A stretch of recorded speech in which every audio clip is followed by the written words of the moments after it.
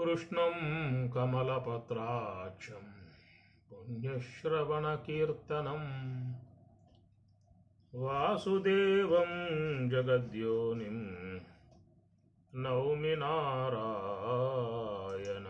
हरिं। वेङ्कटाचलनिलयं वैकुण्ठपुरवासं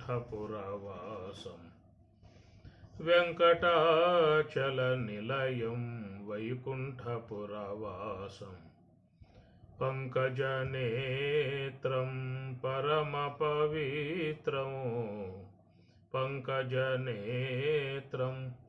परमपवित्रं शङ्खचक्रधरं चिन्मयरूपं शङ्खचक्रधरं चिन्मयरूपं वेङ्कटाचलनिलयं वैकुण्ठपुरवासम् अम्बुजोद्भवविनुतम् अगणितगुणनामं तुम्बुरनारदा गानविलोलं तुम्बुरनारदा गानविलोलम् अम्बुधिशयनौ आत्माभिरामं वेङ्कटाचलनिलयं वैकुण्ठपुरवासम् पाहि पाण्डवपाक्षं कौरवकुलहरणौ पाहि पाण्डवपाक्षं कौरवकुलहरणं बहुपराक्रमा मणिमयब्रह्मम् अहल्यशापम् अद्भुतलीलम् अहल्यशापमु अद्भुतलीलम् वेङ्कटाचलनिलयं वैकुण्ठपुरवासम् सकलवेदविचारं सकलजीवनाधारं सकलवेदविचारं सकलजीवनाधारं मकरकुण्डलधरं मदनगोपालं मकरकुण्डलधरं मदनगोपालं भक्तपोषका श्रीपुरन्दरविठ्ठलं वेङ्कटाचलनिलयं वैकुण्ठपुरवासम् पङ्कजनेत्रं परमपवित्रं शङ्खचक्रधरं चिन्मयरूपं शङ्खचक्रधरं चिन्मयरूपं वेङ्कटाचलनिलयं वैकुण्ठपुरवासम्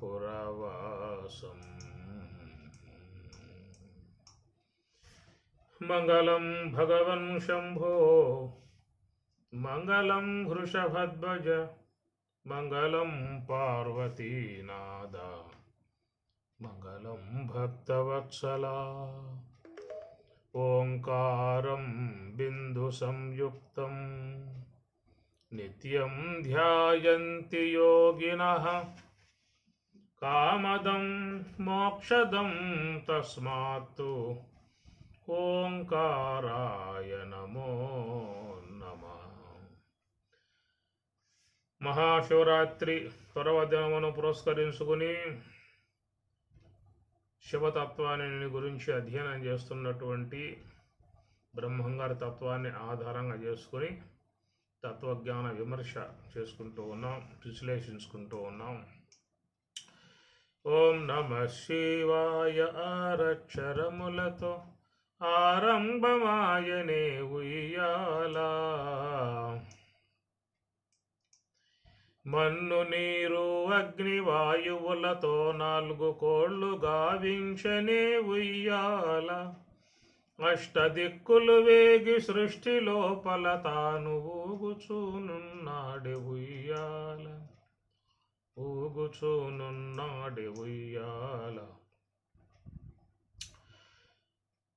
అండపిండము రెండు ఆ తట్టు ఈ తట్టు దిండ్లు గావించనే ఉయ్యాల. రెయ్యి పవలు రెండు స్తంభములు గావించి బయలు దూలము చేసే ఉయ్యాల. ఉచ్ఛ్వాస నిశ్వాసములు రెండు త్రాళ్ళుగా త్రొట్టి నిలదీసెనే ఉయ్యాల. పంచకన్యలు గూడి పంచవేదము చదివి తొట్టి బట్టు పెనే ఉయ్యాల. తొట్టి బట్టు పెనే ఉయ్యాల. ఆధార స్వాదిష్టమణి పూర కమలముల ఆ తట్టు ఊగెనే ఉయ్యాల. ఆధార స్వాదిష్టమణి పూర కమలముల ఆ తట్టు ఊగెనే ఉయ్యాల. అనాహత విశుద్ధ ఆజ్ఞేయ సహస్రార కమలముల ఈ తట్టు ఊగెనే ఉయ్యాల. ఈ తట్టు ఊగెనే ఉయ్యాల. ఓం నమః శివాయ ఆరక్షరములతో ఆరంభమాయనే ఉయ్యాల. ఈ ప్రకారముగా మరి ఉచ్ఛ్వాస నిశ్వాసములు రెండు త్రాళ్ళుగా త్రొట్టి నిలదీసనే ఉయ్యాల. ఉచ్ఛ్వాస నిశ్వాస రేచక పూరకములు, బయటికి వచ్చే శ్వాస లోనికి పోయే శ్వాస, వీటిని ఉచ్ఛ్వాస నిశ్వాసలుగా చెప్పేటువంటి విధానము. నిన్న మనం అన్నమాచార్యుల వారు కూడా ఈ విధంగానే ఒక కీర్తన రాసినట్లుగా కూడా చెప్పుకున్నాము. ఉదయాస్త శైలంబు ఉనరకంబములైన ఉడుమండలము మోచ ఉయ్యాల. అదనకాకాశ పద అడ్డదూలంబైన అఖిలంబు నిండినే ఉయ్యాల అని బ్రహ్మంగారి తత్వము, మరి అన్నమాచార్యుల వారి సంకీర్తన రెండు కూడా దాదాపుగా దగ్గరగానే ఉన్నాయి. ఉచ్ఛ్వాస నిశ్వాసములు రెండు త్రాళ్ళుగా త్రొట్టి నిలదీసెనే ఉయ్యాల. ఇది అందరికీ సాధారణంగా తెలిసిన విషయమే. ఎందుకంటే తొట్టి అని చెప్పానంటే 20 తత్వాలు కలిగి ఉన్నటువంటి యొక్క స్థూలదేహము అనేటువంటి యొక్క ఉయ్యాల భాగం అయితే, దానికి ఉచ్ఛ్వాస నిశ్వాసం అనబడేటువంటి రేచక పూరకములు అనబడేటువంటి త్రాళ్ళుగా కట్టబడి ఈ దేహం అనేటువంటిది చక్కగా నిలిచి ఉన్నది, జీవనం కలిగి ఉన్నది, వ్యవహారం చేస్తూ ఉన్నది అనేటువంటి అంశములో అన్నమాచార్యుల వారు కూడా ఉదయాస్తశైలంబు వనరకంబములైన ఉడుమండలము మోచె ఉయ్యాల. ఉదయాస్తశైలంబు, ఉదయం అంటే పగలు, అస్తం అంటే రాత్రి అన్నమాట. ఇక్కడేమో రెయ్యి పవలు రెండు స్తంభములు గావించి అని బ్రహ్మంగారు చెప్పుకొచ్చారు. రెయ్యి పవలు రెండు స్తంభములు గావించి. ఇక్కడేమో ఉదయాస్త శైలంబు ఉనరకంబములైన, ఉదయ అంటే పగలు, సూర్యుడు ఉదయించిన మొదలు అస్తమించేదాకా పగలు. అస్తశైలంబు, అస్తమయం అంటే అస్తాద్రి చేరినప్పుడు మళ్ళీ అక్కడ రాత్రి ఏర్పడుతుంది కాబట్టి పగలు రాత్రి ఈ రెండు కూడా ఉనరకంబములైన ఉయ్యాల. అది మరి రెండు స్తంభములుగా ఉన్నటువంటి విషయముగా ఉడుమండలము మోచ ఉయ్యాల. ఉడుమండలము అంటే ఈ జగత్తంతా కూడా ఈ విధముగా మోస్తున్నటువంటి విధానము. అదన ఆకాశపద అడ్డదూలంబైన అఖిలంబు నిండినే ఉయ్యాల. ఉయ్యాల ఉయ్యాల. అదన ఆకాశపదమడ్డదూలంబైన, అదన ఆకాశపదము అడ్డదూలంబైన అని అన్నమాచార్య వారు చెప్పిన మాట.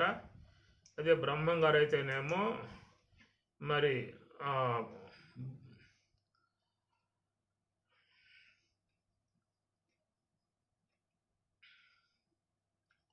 రెయ్యి పబలు రెండు స్తంభములు గావించి బయలుదూలము చేసి బ్రహ్మంగారేమో బయలు, బట్ట బయలు దూలముగా చేసే అని చెప్పని అన్నారు. ఇక్కడ అదన పదము అడ్డదూలం పైన ఆకాశ పదము, ఆకాశం అనేటువంటిది దానికి దూలముగా పైన కట్టబడతారు కదా, 2 త్రాళ్లతో పైన దూలం ఉంటుంది. ఆ దూలానికి ఇప్పుడైతే అందరూ స్లాపులకే పెట్టేసుకుంటున్నారు అనుకోండి. అప్పుడు స్లాపులు తక్కువ కాబట్టి ఎక్కువగా ఇండ్లు మామూలుగా పెంకుటిళ్ళు ఇలాంటివి ఉంటాయి కాబట్టి వాళ్ళు ఒక అడ్డదోళ ఉంటుంది, అడ్డదోళానికి తాడు కట్టి ఉయ్యాల వేలాడదీసి దాంట్లో పిల్లలను ఊపుతూ ఉండేటువంటి పరిస్థితి అప్పటి విధానాన్ని చెప్పుకొచ్చినటువంటి మాట. కాబట్టి ఇక్కడ మరి ఆకాశ పదము అడ్డదోళం పైన దాదాపుగా ఇద్దరు ఒకే మార్గంలో ప్రయాణం చేస్తున్నటువంటి కనబడుతూ ఉన్నది. మరి అడ్డదోళం అంటే పైన ఆకాశ పదము అని చెప్పనంటే సాధారణంగా ఎవరికి కూడా ఇది గోచరించే అవకాశం కాదు.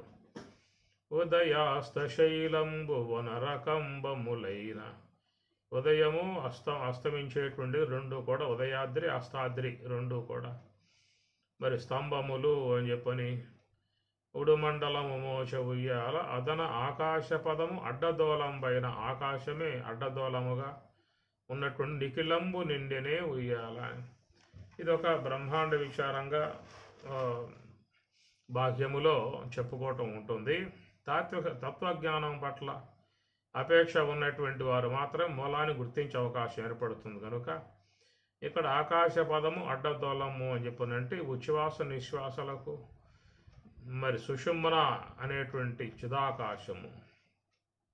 చిదాకాశమే దానికి మరి ఆధారముగా ఉన్నటువంటి విధానము. రెండవది ఏంటంటే ఆకాశము నుంచి పుట్టింది వాయువు. ఏతస్మాదాత్మన ఆకాశ సంభూత ఆకాశాద్వాయు వాయో అగ్ని ఆపః అద్య పృథివీ. ఆత్మ నుండి ఆకాశం ఏర్పడగా ఆకాశం నుంచి వాయువు ఏర్పడింది, వాయువు నుండి అగ్ని ఏర్పడింది, అగ్ని నుంచి జలం పృథివీ. అందువల్ల ఈ వాయువు అనేటువంటిది ఆకాశం అడ్డదోళముగా చేసుకుని ఈ వాయువు అనేటువంటిది ఉన్నది అనేటువంటిదిగా మామూలుగా చెప్పుకునే విధానం ఉంటుంది. కానీ ఇక్కడ ఈ ఉచ్ఛ్వాస నిశ్వాసలు అనబడేటువంటి వాటికి అడ్డదోళము అని ఆయన బయలు అని బయలుదోళము చేసి అని చెప్పిన మాటలు పారమార్థికంగా చూసినట్లయితే సుషుమ్న అనేటువంటి ఆకాశము చిదాకాశము, ఇది భూతాకాశం కాదు, చిదాకాశం. వ్యవహారంలో చూసినట్లయితే ఈ భూతాకాశం నుండి ఈ అటనే వాయువు యొక్క ఆకాశం, ఇది కూడా భూతమే, వాయుభూతం. ఆకాశం నుంచి వాయుభూతం ఏర్పడింది. ఈ పంచభూతాలలో భాగాలు ఇక్కడ. కానీ ఇక్కడ మరి దేహం యొక్క అంశముగా చెప్తున్నారు కాబట్టి ఇక్కడ చూసినట్లయితే ఈ వాయువు అనేటువంటిది ఆకాశం అనే దానికి కార్యముగా ఉన్నది. ఆకాశం అనే చెప్పినట్లయితే సుషుమ్న ఆకాశమే ఈ శ్వాసకు ఆధారముగా ఉందనేటువంటి మాట. దాదాపుగా మరి కీర్తన కానీ తత్వంగా 2 కూడా 10 వేదములు బంగారు చేరులై పట్టి వెరపై దోచె ఉయ్యాల. ఇక్కడేమో పంచకన్యలు గూడి పంచవేదము చదివి తొట్టిబట్టు పెనేవులే బ్రహ్మంగారు. అనవాచార్యుల వారేమో 10 వేదములు బంగారు చేరులై పట్టి వెరపై దోచె ఉయ్యాల. 10 వేదములు బంగారు చేరులై అనగా వేదములు అనబడేటువంటి కాంతలు పట్టి వెరపై దోచె ఉయ్యాల. ఈ ఉయ్యాలకు ఈ వేదములు అనేటువంటి కాంతలు ఉండి ఈ తొట్టెను అటు ఇటు ఊపుతున్నట్లుగానేమో అన్నమాచార్యుల వారు చెప్పారు. ఇక్కడేమో పంచకన్యలు కూడి పంచవేదము చదివి తొట్టిబట్టు ఊపినే ఉయ్యాలి. ఇక్కడ పంచకన్యలు అని చెప్పినంటే ఋగ్వేదం, యజుర్వేదం, సామవేదం, అధర్వణ వేదం 4, పంచమ వేదముగా ఉన్నటువంటి భారతము 5. పంచకన్యలు కూడి పంచవేదము చదివి తొట్టిబట్టు ఊపిని. కాబట్టి వేదకాంతలు ఈ ఉయ్యాలని అటు ఇటు తోస్తున్నట్లుగా భావన. వదలకిటు ధర్మదేవత పీఠమై మిగుల వర్ణింపనరుదాయ ఉయ్యాల ఉయ్యాల. కాబట్టి ఇక్కడ ఏంటంటే అన్నమాచార్యుల ఆయన బ్రహ్మంగారు కూడా ఒకే అంశాన్ని చక్కగా ప్రస్తావించటం జరిగింది ఈ విషయాలలో. నిన్న మనం వీటిని గురించి చాలా వరకు చెప్పుకోవటం కూడా జరిగింది.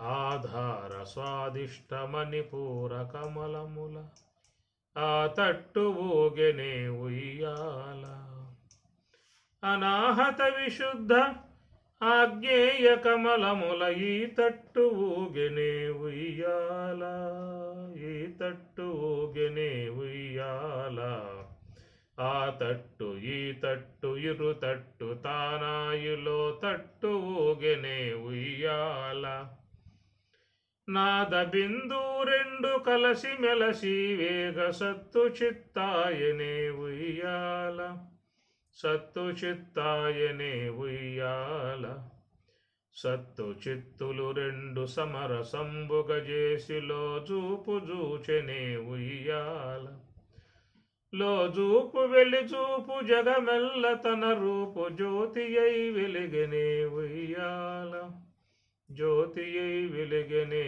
ఉయ్యాల. ఓం నమ శివాయ. ఆధార స్వాదిష్ట మణిపూర కమలముల ఆ తట్టు ఊగెనే ఉయ్యాల. ఇక్కడ సర్వేశ్వరుడు విశ్వంభరుడు ఈ దేహములో నెలకొని ఉండగా దీని ఒక అత్యద్భుతముగా స్వామివారు ఉయ్యాలలో పడుకొని ఉండగా బ్రహ్మేంద్ర స్వాముల వారు బ్రహ్మమును ఊపుతూ ఈశ్వరుణ్ణి సర్వేశ్వరుణ్ణి జోలపాడుతూ కీర్తన రచించినటువంటి విధానము. మరి ఆ ఉయ్యాల తొట్టి ఆ వైపుకి ఈ వైపుకి ఊగుతూ ఉన్నప్పుడు మూలాధార స్వాదిష్టాన మణిపూరక అనాహత ఆ వైపుకు పోతుంది, విశుద్ధ ఆజ్ఞేయ సహస్రార కమలములో ఈ వైపుకు వస్తుంది అని చెప్పనంటే ఇవి షట్చక్ర విచారం అనేటువంటిది అత్యద్భుతముగా మనకి ఎవరన్నా చెప్పారు. ఈ శ్వాస అనేటువంటిది ఈ ఉయ్యాల ఊగినప్పుడు రోజుకి ఈ శ్వాస అనేటువంటిది ఈ షట్చక్రములు సంచారం చేసుకుంటూ వస్తుందనేటువంటి మాట.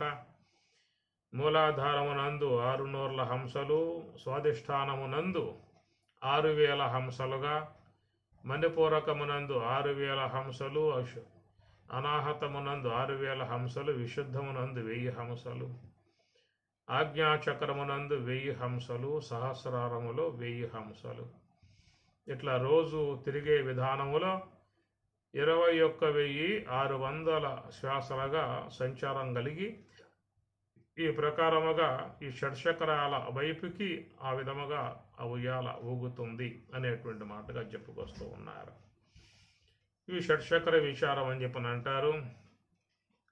సహస్రారముతో కలుపుకుంటే 7 అవుతాయి చక్రాలు, 7 చక్రాలు అవుతాయి. ఆజ్ఞాచక్రముతో కలుపుకుంటే ఆజ్ఞాచక్రం వరకు అయితేనేమో 6 షట్చక్రాలు అంటారు. ఈ షట్చక్ర విచారం అనేది లోకంలో అందరూ కూడా ఎరిగే ఉన్నారు, తెలిసే ఉన్నది. ఎందుకంటే చాలామంది ఈ మరి యోగం చేసేటువంటి వారు ఈ అంశాలను కూడా చక్కగా అధ్యయనం చేస్తూ ఉంటారు. బ్రహ్మంగారు కూడా వారి బ్రహ్మజ్ఞాన కాలజ్ఞాన బ్రహ్మజ్ఞాన జీవిత చరిత్రలో ఇవన్నీ కూడా తెలియటం జరిగింది.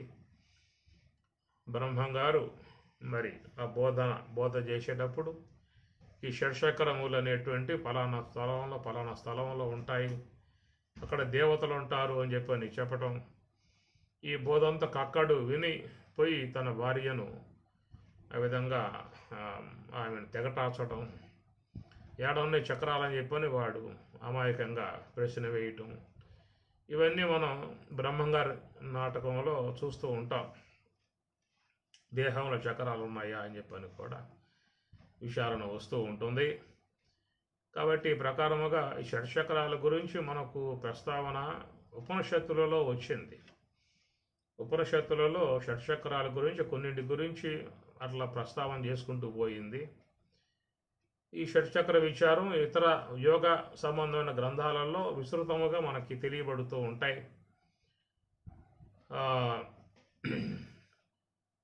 యోగ సంబంధమై ఉన్నటువంటి చాలా శాస్త్రాలలో షట్చక్రాల గురించి చెప్పటము, ఒక బొమ్మ ధ్యానం చేస్తూ ఉన్నటువంటి ఫోటో మీద లైన్గా కింద నుంచి పైదాకా ఈ షట్చక్రాలు అనేటువంటి మనకి చూపిస్తూ ఉంటారు.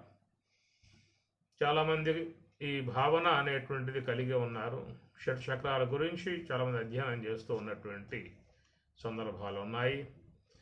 ఈ షట్చక్ర విచారాన్ని గురించి మనకు ఈ సీతారామాంజనేయం ప్రధానముగా ఇచ్చినటువంటి వివరణాత్మక అంశం ఒకటి ఉన్నది. దీన్ని ఆధారంగా చేసుకునే చాలామంది షట్చక్రాల గురించి చెప్పటం జరుగుతూ ఉంటుంది. దీనికి పారమార్థికముగా మూలతత్వముగా లక్ష్మణార్యులు కూడా ఈ విషయాన్ని అందించారు. అయితే లోకములో అందరూ కూడా భావించేటువంటి షట్చక్ర విచారం గురించి కూడా మనం కొంత అవగాహన చేసుకుంటే బాగుంటుంది. అట్లుగా ఉనగుదస్థానంబున వాశాశాసావర్ణగంబై షడ్దలయుక్తంబై చతుర్దలయుక్తంబై తప్త కాంచన పుష్పసన్నిభంబై మహీనిలయంబై ఘ్రాణాకారణంబై మూలాధార చక్రంబు విలసిల్లు అందు వినాయకునకు 6 నూరులు హంసలు లింగస్థానంబున బాభామ యారాల వర్ణగంబై షడ్దల సమన్వితంబై రక్తవర్ణంబై జలాలయంబై రసనాకారణంబై స్వాధిష్టాన చక్రంగు రంజిల్లు అందు చతుర్ముఖనకు 6000 హంసలు నాభిస్థానంబున డాఢాణ తాతాదాధాన పాపావర్ణగంబై దశదలోపేతంబై తేజో నివాసంబై పీతవర్ణంబై నేత్రకారణంబై మణిపూరక చక్రంబు ప్రకాశింసు అందు శ్రీ మహావిష్ణువునకు 6000 హంసలు హృదయస్థానంబున కాఖాగాఘాయ చాఛాజాజాఞి టాఠావర్ణగంబై ద్వాదశదలోపేతంబై శ్వేతవర్ణంబై మరున్మందిరంబై త్వగీంద్రియకారణంబై అనాహత చక్రంబు తనరు అందు రుద్రునకు 6000 హంసలు కంఠస్థానంబున దకారాది షోడశ స్వరగంబై షోడశదలయుతంబై నీలవర్ణంబై గగనసదనంబై తేజో తే శ్రోత్రకారణంబై విశుద్ధ చక్రంబు అలరు అందు జీవాత్మకు సహస్రంబును సహస్రహంసలును భ్రూమధ్యస్థానంబున హంసం అనువర్ణంబులు గలిగి ద్విదలలితంబై మాణిక్యవర్ణంబై అంతఃకరణ భవనంబై ఆజ్ఞాచక్రంబొప్పు అందు పరమాత్మకు సహస్రంబులు సహస్ర హంసలు బ్రహ్మరంధ్రస్థానంబున ఓంకారవర్ణగంబై సహస్రదళశోభితంబై కోటి సూర్యప్రకాశమానంబై ధీవిలయస్థలంబై సహస్రారచక్రం బలరు అందు శ్రీ గురుస్వామికి సహస్రంబును సహస్రహంసలు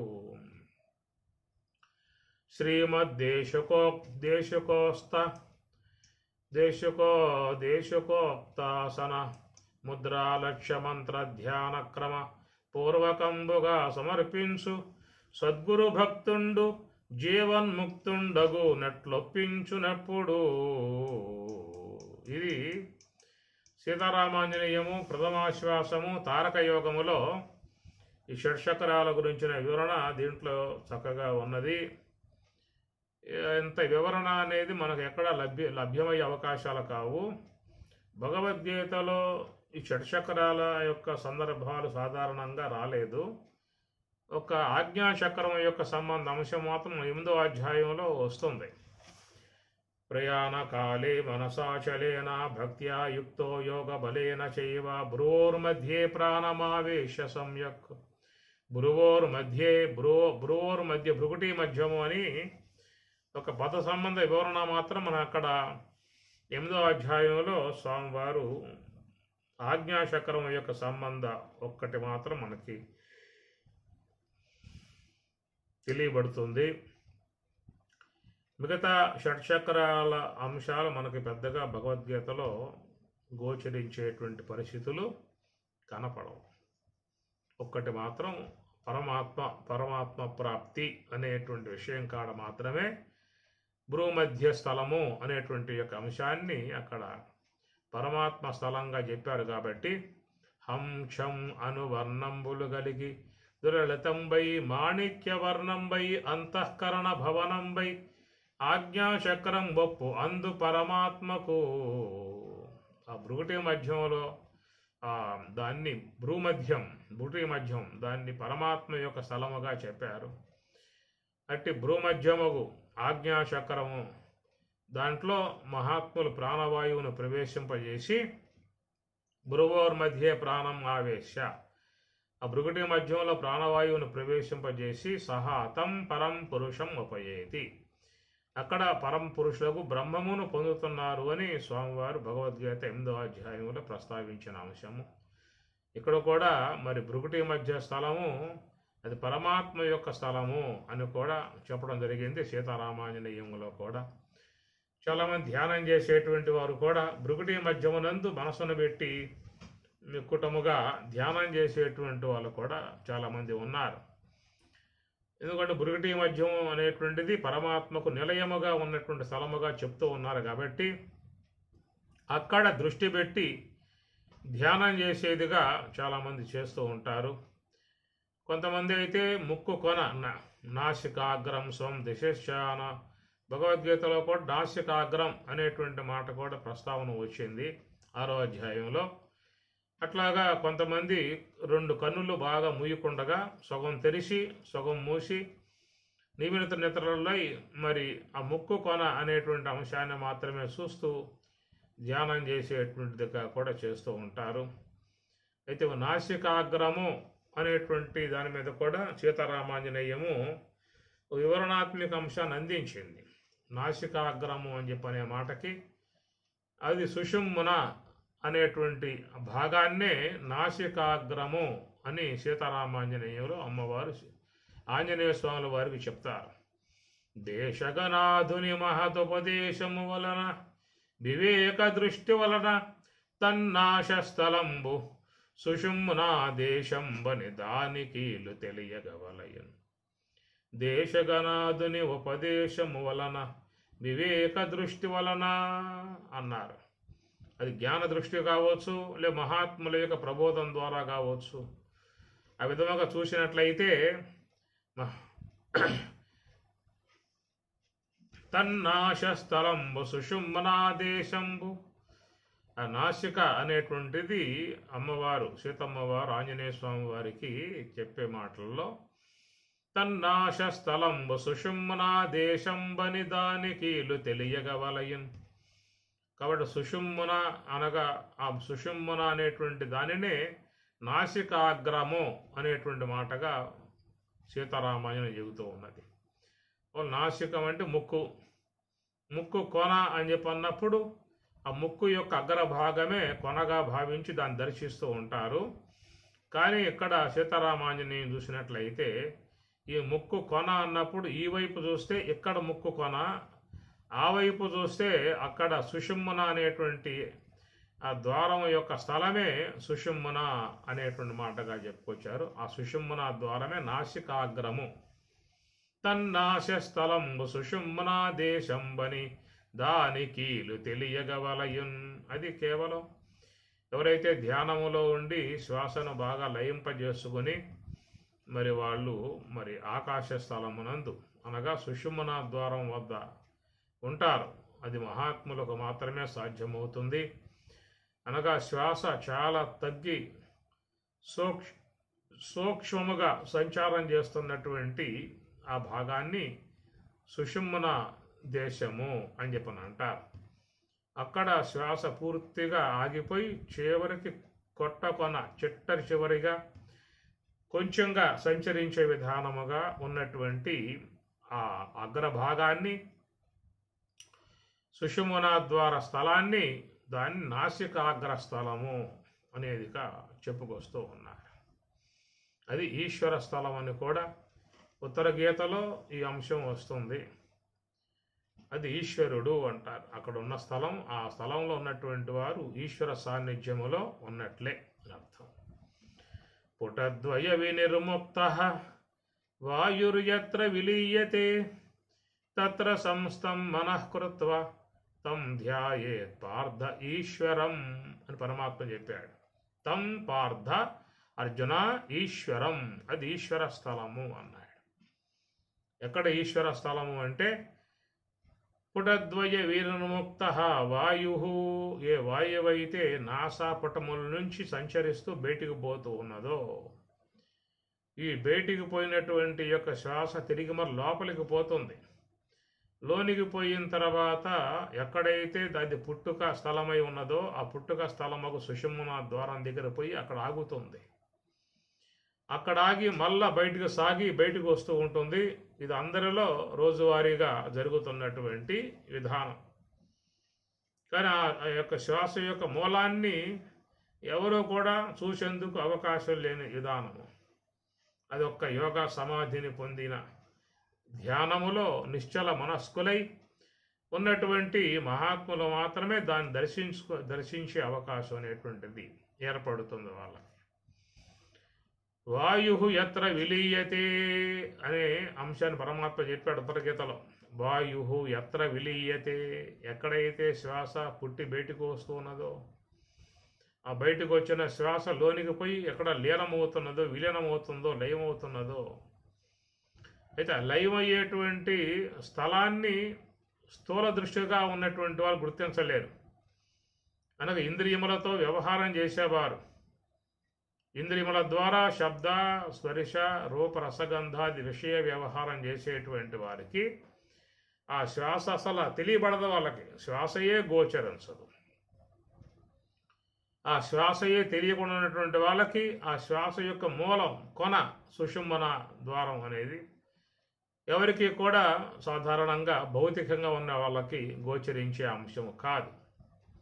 ఎవరికని చెప్పనే మాట చూసినట్లయితే యోగమునందు ఉన్నటువంటి వారు ధ్యానమునందుండి శ్వాస యొక్క ఆశ్రయం ద్వారా ధ్యానమును కొనసాగించేటువంటి వారు మరి మనస్సు నిశ్చలమై నిర్మలమై శుద్ధమై అంతర్ముఖమై ప్రయాణం చేసినప్పుడు ఆ విధానములో శ్వాస కూడా తన గమనాన్ని తగ్గించుకుంటూ పోతుంది. అట్లాగా శ్వాస అనేటువంటిది పూర్తిగా లయమయ్యి ఎక్కడ పుడుతుందో అక్కడ లయమయ్యేటువంటి స్థితికి చేరుకుంటుంది. ఆ చేరుకున్నటువంటి ఆ స్థలములో మనసును పెట్టి ఉన్నటువంటి వారు అని పరమాత్మ అంటూ ఉన్నాడు. వాయు ఎత్ర విలీయతే తత్ర సంస్థం మనఃకృత్వా, తత్ర అక్కడ మనస్సుని సంస్థం నిశ్చలముగా ఉంచుతాడు. కనుక వాయువు లయమయ్యేటువంటి స్థలముకు సుషుమ్నాయందు మనసును నిశ్చలముగా పెట్టి ఉన్నటువంటి వారు ధ్యానములో మహాత్ములు ఉన్నారు. అట్టి వారికి మాత్రమే ఈశ్వర దర్శనము అన్నారు. వారికే ఈశ్వర సాక్షాత్కారం అని పొందే అవకాశం వాళ్ళకు ఉంటుంది. ఆ సుషుమ్న ద్వారము దగ్గర దేవభూమి, శుద్ధ సాత్విక బ్రహ్మాకార వృత్తిగా ఉన్నటువంటి దేవభూమి, అనిమాది అష్టైశ్వర్యములతో చేరి ఉన్నటువంటి దేవభూమి, ఈశ్వర భూమి. అటు ఈశ్వర భూమిలో సాధకుడు తన ధ్యానము ద్వారా అంతర్ముఖ ప్రయాణం ద్వారా ఆ దేవభూమిలో ప్రవేశిస్తూ ఉన్నాడు. అట్లా ప్రవేశించినటువంటి వారినే మన మహాత్ములుగా, బ్రహ్మవేత్తలుగా, జ్ఞానులుగా, యోగులుగా, తత్వవేత్తలుగా వాళ్ళని కొనియాడుతూ ఉన్నాం, సేవించుకుంటూ ఉన్నాం. వారి యొక్క అనుగ్రహానికి పాత్రులమై తరించే విధానముగా అపేక్షిస్తూ ఉన్నాం.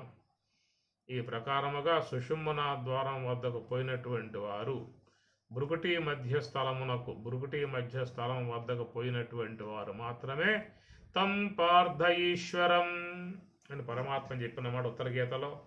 అది ఈశ్వర స్థలము, ఆ సుషుమ్న ద్వార స్థలము ఈశ్వర స్థలము అని చెప్పని అంటారు. ఆ ఈశ్వర స్థలము అనేటువంటి అక్కడ శ్వాస పూర్తిగా ఆగిపోయే విధానం కాబట్టి ఆ శ్వాస ఆగిపోయేటువంటి కడపటి కొన దానిని నాసికాగ్రస్థలము అన్నారు. దేశగనాదుని ఉపదేశము వలన వివేక దృష్టి వలన తన్నాశస్థలంబు సుషుమ్నాదేశంబని దానికీలు తెలియగవలయున్. సీతమ్మ వారు ఆంజనేయ స్వాముల వారికి తారక యోగంలో బోధించే అంశం ఇది. కనుక అట్టి ఆ స్థాయికి చేరుకోవాలని చెప్పనంటే ఎంతో ప్రయాస, ఎంతో నిశ్చల భావంతో ధ్యానం చేయాలి, మనస్సుని బాగా నిగ్రహించాలి, సంకల్పాల్లోకి పోనివ్వకుండా దానిని అరికట్టాలి, దానిపై సాధికారత సంపాదించుకోవాలి, ఆ మనస్సును పూర్తిగా నిశ్చలపరచాలి, అంతర్ముఖం చేయాలి, రెండో ఆలోచన రాకుండా దాన్ని తత్రైకాగ్రం మనఃకృత్వా యత చిత్తేంద్రియ క్రియ ఉపవిశ్వాసనే యుంజాత్ యోగం ఆత్మవిశుద్ధయే స్వామి చెప్పినట్లుగా తత్ర ఏకాగ్రం మనస్సుపై పట్టు సారించాలి. పట్టు పట్టరాదు పట్టి ఇడువరాదు పట్టెనేని బిగియ పట్టవలెను పట్టు విడుడ కన్న పరగ చచ్చుట మేలు వినురవేమ వేమన. చాలా అద్భుతమైనటువంటి యొక్క మాటలు ఆయన గారి. పట్టు పట్టరాదు పట్టి ఇడువరాదు పట్టెనేని బిగియ పట్టవలెను అన్నాడు. పట్టుగా ఆ యొక్క ధ్యానాన్ని కొనసాగించాలి, దృఢ వైరాగ్యం కలిగి ఉండాలి, నిశ్చల భావనగా మనస్సుని అంతర్ముఖము చేసే విధానంగా రావాలి. ఆ ప్రకారంగా రాగలిగితే వారు ఆ శ్వాస యొక్క మూలాన్ని కొనని చిట్ట చివరి గుర్తించినటువంటి వారు మాత్రమే మరి పరమాత్మ యొక్క తత్వానుభవాన్ని పొందే అవకాశం వాళ్ళకి ఏర్పడుతుంది అనేటువంటి విధానముగా మనకు ఇవన్నీ కూడా మూలతత్వాలు ఉపనిషత్తులు భగవద్గీతలలో మనకి వినపడేటువంటి అంశము. అయితే ఇక్కడ సీతారామాంజనేయులో మాత్రం ఇంకా కొంచెం వివరణాత్మక విధానముగా అందించటం జరిగింది. మరి ఈ ప్రకారముగా వాటి యొక్క మూలాలని మహాత్ముల ద్వారా వినగలిగితే మనకు అవి గోచరించే అవకాశం ఏర్పడుతుంది. సర్వద్వారాణి సంయమ్య మనోహృది నిరుధ్య చ మూర్ధన్యాదాయాత్మనః ప్రాణః ఆస్థితో యోగధారణ. మూర్ధని అంటారు. మూర్ధని అంటే దాని బ్రహ్మరంధ్ర స్థలము అని చెప్పని అన్నారు. మూర్ధ భాగాన్ని బ్రహ్మరంధ్ర స్థలము అని అంటారు.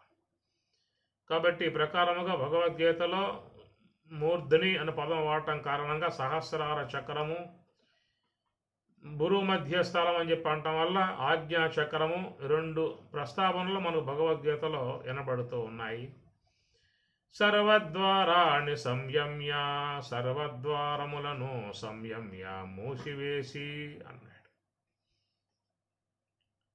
మనోహృది నిరుధ్య చ మనస్సు హృదయమునందు నిరోధింపజేయాలి అన్నాడు. మూర్ధన్యాదాయాత్మనః ప్రాణః ఆ ప్రాణమును మూర్ధని భాగం వైపుకి తీసుకుపోవాలి అన్నాడు. యోగధారణ ఆ ప్రకారంగా దాన్ని యోగధారణ అనేది చేయాలని చెప్పి ఈ యోగధారణ అనేది మీకు అష్టాంగ ప్రక్రియలో పతంజలి బోధిస్తాడు. యమ నియమ ఆసన ప్రాణాయామ ప్రత్యాహార ధారణ అన్నాడు. ధారణ అయిన తర్వాతనే ధ్యానం, ధ్యానం తర్వాత ఉన్నటువంటిది సమాధి. ఈ 8 గురించి పతంజలి తన శాస్త్రమునందు యోగ శాస్త్రమునందు చాలా విస్తారముగా విపులముగా చెప్పుకొచ్చిన విధానం ఉన్నది.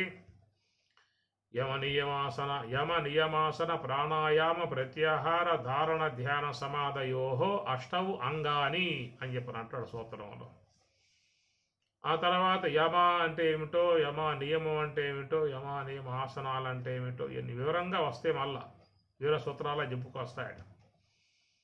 ఈ విధముగా అష్టాంగ ప్రక్రియలో చూసినట్లయితే మరి 6వ స్థలముగా ఉన్నటువంటిది ధారణ అంటారన్నమాట.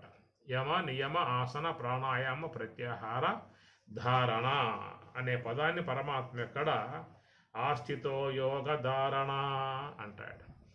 సర్వద్వారాణి సంయమ్య మనోహృది నిరుధ్య చ మూర్ధ్ని ఆదాయ ఆత్మనః. మూర్ధ్ని ఆదాయ ఆత్మనః. ఆత్మనః అంటే తన మనస్సుని, తనను మూర్ధ్ని ఆ మూర్ధ భాగములో సహస్రారములో ఆదాయ ఉంచి అని చెప్పిన అంటాడు. ఓమిత్యేకాక్షరం బ్రహ్మ వ్యాహరన్ మాం అనుస్మరన్ యః ప్రయాతి త్యజన్ దేహం సయాతి పరమాం గతిం. ఈ ప్రకారముగా ఈ మూర్ధని బ్రహ్మరంధ్రమునందు ప్రవేశించి బ్రహ్మరంధ్రముకుండగా వారు బ్రహ్మములోకి చేరిపోతూ ఉన్నారు. ఈ మాట మీకు భారతములో కూడా వస్తుంది. భారతములో అంగ్రిమూలమున మూలాధార చక్రంబు పీడించి, అంగ్రిమూలమున మూలాధార చక్రంబు పీడించి హృత్సరోజం నాభి తలము చేర్చి నయముతో హృత్సరోజమునకు ఎగయబట్టి అటమీదను రమందు హత్తించి తాలు మూలములకు ధర్మి నిలిపి మమతతో భ్రూయుగ మధ్యంబు చేర్చి, మమతతో భ్రూయుగ మధ్యంబు చేర్చి ఇచ్చలేని యోగి ఎలమి ముహూర్తార్థం ఇంద్రియానుసంగం ఎంతలేక ప్రాణములను వంచి బ్రహ్మరంధ్రము చించి బ్రహ్మమందు కలయు కౌరవేంద్ర. కౌరవేంద్ర ఓ పరీక్షణ మహారాజా, ఈ ప్రకారంగా మహాత్ములు అంగ్రిమూలమున మూలాధార చక్రంబు పీడించి, అనగా పాయుస్థలములో గుదస్థలములో పాయిస్తున్నటువంటి మూలాధార చక్రం అంగ్రిమూలమున మూలాధార చక్రము పీడించి నాభి తలము చేర్చి, అనగా మణిపూరకంలో చేర్చాల్సి ఉంటుంది. నుర మీద హత్తించి నాభి స్థలం నుంచి మరి హృదయం వచ్చే స్థలమగు అనాహత చక్రం వైపుకి తీసుకువచ్చి మమతతో భ్రూయుగ మధ్యమందు చేర్చి అక్కడి నుంచి భృగుటి మధ్యంలోకి తీసుకొస్తారట. ఇచ్చలేని యోగి ఎలమి ముహూర్తార్థం ఇంద్రియానుసంగం ఎంతలేక ప్రాణములను వంచి బ్రహ్మరంధ్రము చించి బ్రహ్మమందు కలయు. ప్రాణములను వంచి వాటిని స్వాధీనం చేసుకుని బ్రహ్మరంధ్రము చించి, బ్రహ్మరంధ్రాన్ని రెండుగా చించి వేరు చేసి ఆ బ్రహ్మరంధ్రము ద్వారా వాళ్ళు ఊర్ధ్వగాములై బ్రహ్మమందు కలయు కౌరవేంద్ర. అట్లాగా వాళ్ళు ఊర్ధ్వ ప్రయాణం చేసి సహస్రార ద్వారముకుండగా ప్రయాణం చేసి ఆ విధముగా బ్రహ్మములో వాళ్ళు చేరిపోతూ ఉన్నారు అని మనకి పరీక్షణ మహారాజు భారతంలో వచ్చే అంశం ఇది. భాగవతం 2వ స్కంధంలో వస్తుంది అంశం. సుఖ భగవానుడు నిర్గుణ మార్గం, బ్రహ్మ నిర్గుణ మార్గాన్ని బోధిస్తూ అక్కడ చెప్పుకొస్తాడు ఈ అంశాలన్నిటినీ కూడా. కనుక షట్చక్ర విచారం గురించి మనకి భాగవతంలో కూడా ప్రస్తావించటం జరిగింది. ఆ ప్రకారం భృగుటి మధ్యము నుండి వాళ్ళ సహస్రారంలో ప్రవేశించి ఆ సహస్రారంలో బ్రహ్మరంధ్రము ద్వారా బ్రహ్మరంధ్రము గుండా వాళ్ళు బ్రహ్మములోకి ఆ ప్రకారంగా వెళ్ళిపోయినటువంటి విధానము భాగవతం 2వ స్కంధంలో వస్తుంది. అట్లా పరమాత్మ భగవద్గీతలో కూడా ఓమిత్యేకాక్షరం బ్రహ్మ, ఓమిత్యేకాక్షరం బ్రహ్మ, ఓం అనేటువంటి యొక్క ఏకాక్షరము బ్రహ్మము అన్నాడు. వ్యాహరన్ అట్టివారు ఆ ఓంకారాన్ని వాళ్ళు అధిరోహిస్తున్నారు అన్నాడు. వ్యాహరన్ అంటే అధిరోహించటం. అధిరోహించటం అంటే ఓంకారములో 4 ఉన్నాయి. అకార వకార మకార అర్ధమాత్ర అనేటువంటివి 4 చేరి ఓంకారం అవుతుంది. త్రిమాత్రం అర్ధమాత్రం చ ప్రణవస్య విశేషతః. ఉత్తరగీత. త్రిమాత్రం అర్ధమాత్రం చ, 3 మాత్రలు కాకుండా 4వ అదుగు అర్ధమాత్ర అన్నారు. మాత్ర అంటే అకారం పలికేటువంటి కాలమానానికి దాన్ని మాత్ర కాలం అంటారు. ఆ అంటే మాత్ర. ఆ దీర్ఘం తీస్తే దీర్ఘం అవుతుందన్నమాట. కాబట్టి అకారం పలికే రస్వం పలికేటువంటి యొక్క దానికి మాత్ర కాలం అంటారు. అకార మాత్ర, ఒకార మాత్ర, దాంట్లో సగభాగం అర్ధమాత్ర. త్రిమాత్రం అర్ధమాత్రం చ ప్రణవస్య విశేషతః. ప్రణవం అన్నప్పుడు 3.5 మాత్ర అకార, ఒకార, మకార, అర్ధమాత్ర. వీటిని వ్యాహరన్ మహాత్ములు మరి ఆ ధ్యానములో ఓమితి ఏకాక్షరం బ్రహ్మ వ్యాహరన్ పరమాత్మ అంటూ ఉన్నాడు. ఓం అనేది ఏకాక్షరమే బ్రహ్మము అని చెప్పనంటూ అది యోగులై ఉన్నటువంటి వారు వ్యాహరన్ అధిరోహిస్తున్నారు అన్నాడు. ఈ అధిరోహించడానికి గల కారణం ఏంటంటే పైన చెప్పాడు. ఏం చెప్పాడు? సర్వద్వారాన్ని సంయమ్య మనోహృది నిరుద్యశ మూర్ధనయాదాయాత్మన ప్రాణ ఆస్థితో యోగధారణ అని యోగధారణ చేసిన తర్వాత ఓం ఇది ఏకాక్షరం, ఓం అనేది ఏకాక్షరం బ్రహ్మము అన్నాడు. దాన్ని వ్యాహరన్ అధిరోహిస్తూ ఉన్నారు. ధ్యానము ద్వారా అధిరోహించటము అని చెప్పనంటే ఆ ధ్యానములో ఉండి మనస్సుని శ్వాసపై లగ్నం పెట్టి నిశ్చలముగా ఏ సంకల్పం లేకుండా ఉన్నటువంటి వాడై ఆ నివృత్తి మార్గం ద్వారా ప్రయాణం చేస్తూ ముందుగా అకార మాత్ర దాటుతాడు, అనగా స్థూల దేహాన్ని దాటుతాడు. తర్వాత ఒకార మాత్ర అనగా సూక్ష్మ దేహాన్ని దాటుతాడు. ఆ తర్వాత మకార మాత్ర అనగా కారణ దేహాన్ని దాటం అవుతుంది. ఆ తర్వాత 4వ అనుభవము యోగ సమాధి యందు మరి అర్ధమాత్రయగు మరి ఆ ఓంకార స్వరూపం అర్ధమాత్ర. అదే మరి శుద్ధ సాత్విక బ్రహ్మాకార వృత్తి మహాకారణము అని చెప్పని అంటారు. ఆ ప్రకారముగా మహాకారణాన్ని ఆశ్రయించి దాని ద్వారా బ్రహ్మము యొక్క స్వరూపానుభవాన్ని పొందుతున్నాడు. ఇది మీకు ఈశావాస్యంలో వస్తుంది. విద్యయా అమృతం అశ్నుతే అని మీకు ఈశావాస్యంలో చెప్పే మంత్రం అది. విద్యయా అమృతం అశ్నుతే. విద్యయా అంటే శుద్ధ సాత్విక బ్రహ్మాకార వృత్తియే విద్య అంటారు. అంటే విద్యయా విద్య చేతనే బ్రహ్మాకార వృత్తి చేతనే అమృతం అశ్నుతే. అమృతం అంటే బ్రహ్మస్వరూపాన్ని వాళ్ళు పొందుతున్నారని చెప్పని మీకు ఈశావాస్యంలో చెప్పేటువంటి మాట. ఈ ప్రకారముగా వ్యాహరన్ మాం అనుస్మరన్. కనుక ఈ ప్రకారముగా మాం అనుస్మరన్ నన్ను అనుసరిస్తూ, నన్ను వెంబడిస్తూ, నన్ను ఆశ్రయించి వాళ్ళు వ్యాహరన్ అధిరోహిస్తూ ఉన్నారు.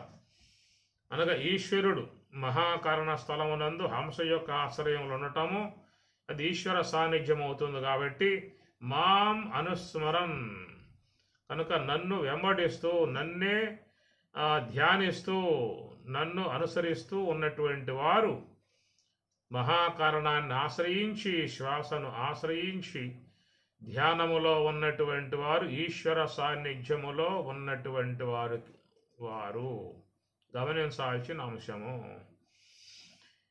ధ్యానం అనేది ఈశ్వర సాన్నిధ్యము. ధ్యానం నిర్విషయం మనః. స్కందోపనిషత్తు. ధ్యానేన ఆత్మని పశ్యంతి. భగవద్గీత 13వ అధ్యాయము. ధ్యానేన ధ్యానము చేత ఆత్మని తన స్వరూపాన్ని పశ్యంతి గుర్తిస్తూ ఉన్నారు అని పరమాత్మ చెప్పిన మాట. కాబట్టి ప్రకారముగా శ్వాస యొక్క ఆశ్రయములో ధ్యానములో ఉన్నటువంటి వారు మరి ఆ మహాకారణ ఆశ్రయమునందు ఈశ్వరుణ్ణి ఆశ్రయించటం కారణముగా అది మాం అనుస్మరన్ ఆ భగవంతుని ఆశ్రయములో ఉన్నటువంటి వారు ఈ ఓంకారముగు అకార ఒకార మకార అర్ధమాత్రలు దాటి మరి ప్రణవాతీతమై ఉన్నటువంటి బ్రహ్మమునకు వాచకము ప్రణవము. చివరికి ఆ ప్రణవము కూడా బ్రహ్మములో లీనమైపోతుంది. అక్కడ బ్రహ్మమునే పొందటమవుతుంది. వ్యాహరన్ మాం అనుస్మరన్ యః ప్రయాతి త్యజన్ దేహం యః ప్రయాతి. ఎవడైతే ప్రయాతి ఈ విధంగా ప్రయాణం చేస్తూ ఉన్నాడో పరమాం గతిం యాతి, అట్టివాడు పరమాం గతిం అనగా సుషుమ్నాయందున్నటువంటి శుద్ధ బ్రహ్మమును యాతి పొందుతున్నాడు అని మీకు ఈ భృగుటి మధ్యమును తర్వాత సహస్రార అంశముల గురించి మీకు 8వ అధ్యాయంలో కూడా పరమాత్మ ప్రస్తావన చేయటం జరుగుతుంది. కాబట్టి ఈ ప్రకారంగా షట్చక్రాల గురించి ఉపనిషత్తులలో ప్రస్తావన రావటము, తర్వాత భగవద్గీతలో కూడా స్వామివారు సందర్భోచితముగా ఆ సహస్రారమును తర్వాత ఆజ్ఞాచక్రం భృగుటి మధ్య ఆజ్ఞాచక్రము యొక్క అంశాలను గురించి ప్రస్తావిస్తూ ఈ ప్రకారంగా యోగులై ఉన్నటువంటి వారు నివృత్తి మార్గ ప్రయాణం చేసి నా స్వరూప భావాన్ని పొందుతున్నారు, నా స్వరూప స్థితిని పొందుతూ ఉన్నారు. నిర్వికారమై నిరాకారమై స్వప్రకాశమై చేతనాత్మికమై నామరూపరహితమై సర్వాధిష్టానమై ఉన్నటువంటి తత్వమే బ్రహ్మము. అట్టి బ్రహ్మమునకు నన్ను పొందాలని చెప్పన్నట్లయితే నేను మీకు సాకారముగా నిలిచి ఉన్నాను. నిర్వికారమై నిరాకారమై స్వప్రకాశమై చేతనాత్మికమై నామరూపరహితమై సచిదానందమై ఇంద్రియ గోచరమై సర్వాధిష్టానమై ఉన్నటువంటి ఆ బ్రహ్మముగు నేను సుషుమ్నాయందు ఉండగా ఆ సుషుమ్నాలో ఉన్నటువంటి యొక్క నన్ను పొందటానికి నేను మీకు ఈశ్వరుడుగా దర్శనమిస్తూ ఉన్నాను. శ్వాస సోహం అనేటువంటి ఈశ్వరుడుగా దర్శనమిస్తూ ఉన్నాను. అట్టి నా యొక్క దర్శనాన్ని పొంది నా సాకార ఆకారమును చేరుకుని అనేక మంది యోగులు మరి ప్రకారముగా ఆ సుషుమ్నాయందు మోక్షద్వారములో ప్రవేశించి మరి అట్టి ఆ నిర్వికార పరబ్రహ్మ తత్వాన్ని వాళ్ళు పొంది తరిస్తున్నటువంటి విధానముగా మనకు అక్షర పరబ్రహ్మ యోగములో విశేషముగా స్వామివారు ఈ భృగుటి మధ్య స్థలము అట్లనే సహస్రార చక్ర స్థలము గురించి ఆ బ్రహ్మమును పొందేటువంటి విధానముగా చెప్పుకొస్తారు. ఆ అధ్యాయం పేరే అక్షర పరబ్రహ్మ తత్వం, అక్షర పరబ్రహ్మ యోగ అన్నారు. అక్షర పరబ్రహ్మ యోగ కనుక అక్షరము అంటే అది కూటస్థ స్థితి, అక్షరం అంటే ఓమిత్యేక అక్షరం బ్రహ్మ, అది ఓంకారం. అక్షర పరబ్రహ్మ యోగం అంటే అక్షరధామ్ అని కూడా మీరు వినుంటారు. మరి అహ్మదాబాదులో సోమనాథ్ టెంపుల్ని అక్షరధామ్ అని పిలుస్తారు. అక్షరం అంటే ఓం ఇది ఏకాక్షరం బ్రహ్మ, అక్షరం అంటే ఓంకారం. నా క్షరం అక్షరం, ఏది నశింపకుండా ఉంటుందో దానిని అక్షరం అని చెప్పని అంటారు. క్షరం అంటే నశించటం, నా క్షరం అక్షరం నశించేది కాదు, అది బ్రహ్మము. విశ్వములో అన్నీ కూడా కాలగర్భములో కలిసిపోయేటువంటివి. కాలమునందు ఆవిర్భావం అవుతూ ఉన్నాయి, కొంతకాలం కాలముతో గమనం చేస్తూ ఉన్నాయి, చివరికి కాలగర్భములో అన్నీ కూడా విలీనమై తమ రూపాలను కోల్పోయి లయమైపోతూ ఉన్నాయి. కనుక ఈ ప్రకారముగా విశ్వంలో కాలమును అతిక్రమించి కాలమును అతిశయించి ఏది కూడా లేదు, అన్ని కాలానికి లోబడి ఉన్నాయి. కానీ బ్రహ్మం అనేది మాత్రం కాలానికి అతీతముగా ఉన్నది. అందువల్ల మహాత్ములను బ్రహ్మవేత్తలను కాలాంతకులు అని చెప్పని అంటారు.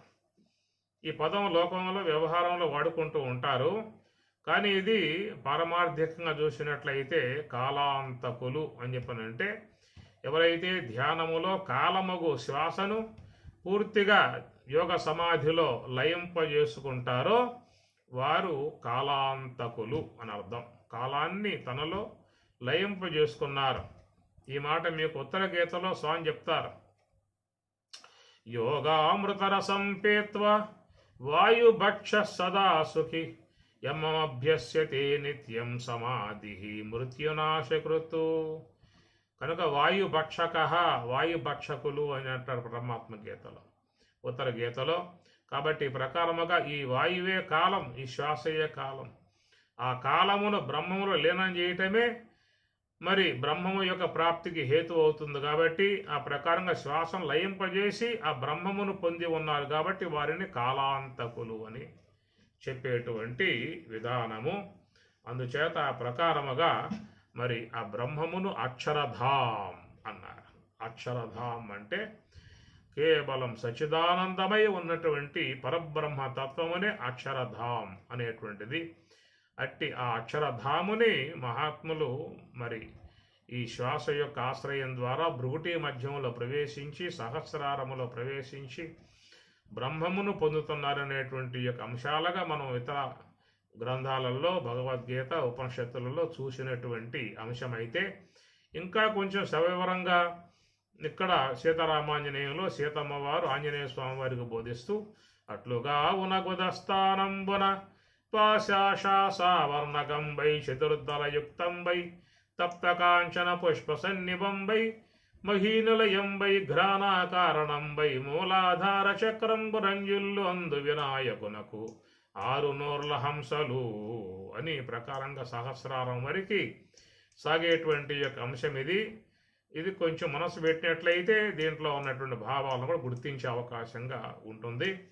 వీటిని కూడా మరి దర్శిద్దాము. ఇటు అందరూ చెప్పేటువంటి యొక్క అంశములు ఏమిటో అవి ఇందాము.